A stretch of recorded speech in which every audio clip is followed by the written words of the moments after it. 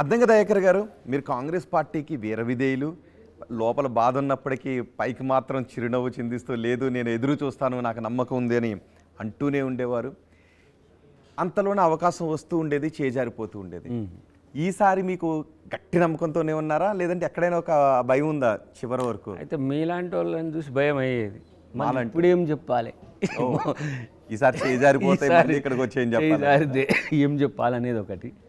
రెండవది ప్రొలాంగ్డ్ ఏమంటాము ఎక్స్టెన్షన్ కూడా అంత నచ్చదు. ఇప్పటికి కూడా నన్ను ఇంటర్వ్యూ చేసేటోళ్ళు ఇంకా మీకు ఎప్పుడు పదవి అన్నప్పుడు నేను చెప్పేది చాలామందికి అది మీరు అన్నట్టుగా నటనను ఇంకో తీరుగా అనిపించేది. But I have a confidence, నాకు ఆ నమ్మకం ఉంది. పార్టీ మీద నమ్మకం ఉంది, ప్రభుత్వం మీద నమ్మకం ఉంది, మా నాయకుని మీద మరింత నమ్మకం ఉంది. కాబట్టి అలా బిందాస్గా ఓ 14 నెలలు ఆఫ్టర్ లాంగ్ టైం నేను 14 నెలలు ఖాళీగా నా జీవితంలో ఉన్నా.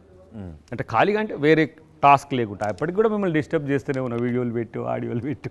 కానీ ఎప్పుడు కాంగ్రెస్లో ఒక పదవి గురించి లేదంటే ఒక ఎలక్షన్ జరిగినప్పుడు ఫస్ట్ వినిపిస్తున్న పేరు అద్దంకి దయాకర్. ఈసారి అద్దంకి దయాకర్కి ఏంటి మళ్ళీ నిరాశ, ఈసారి అద్దంకి దయాకర్కి ఏంటి మళ్ళీ నిరాశ. ఇన్నిసార్లు అడ్డుకున్నది ఎవరు, ఈసారి ఆదుకున్నది ఎవరు? ఇన్నిసార్లు అడ్డుకున్నది సందర్భం, ఆదుకున్నది కూడా సందర్భమే. అంటే ఆ టైం అనేది రావాలంటారు చూసినా. కొంతమంది ఇట్లు వచ్చి అట్లా వెళ్ళి అయిపోతారు, కొంతమంది ఇట్లు వచ్చి అట్లా మంత్రులే అవుతారు, ఇట్లు వచ్చి అట్లా ఎంపీలు అవుతారు. కానీ దయాకర్ స్ట్రగుల్ అంటే దయాకర్కి ఏది ఉత్తగా రాదు, చాలా కష్టపడితేనే వస్తుంది. సో ఈసారి అది కలిసి వస్తుందని, కలిసి వచ్చిందనే భావన అయితే ఉంది.